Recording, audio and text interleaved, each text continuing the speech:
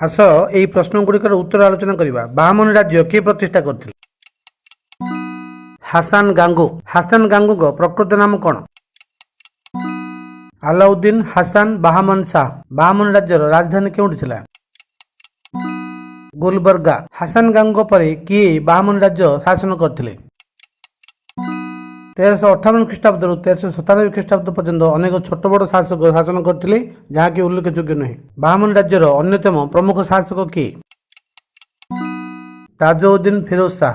ତାଜଉଦ୍ଦିନ ଫିରୋଜ ଶାହ ଶାସନରେ କେଉଁ ନୀତି ଆପଣାଇଥିଲେ?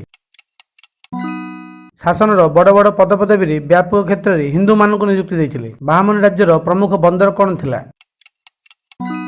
ଚୌଲ ଏବଂ ଡାଭୋଲ। ବାହାମନି ରାଜ୍ୟର କେଉଁ ଶାସକ ଗୁଲବର୍ଗାରୁ ବିଦରକୁ ରାଜଧାନୀ ସ୍ଥାନାନ୍ତରିତ କରିଥିଲେ?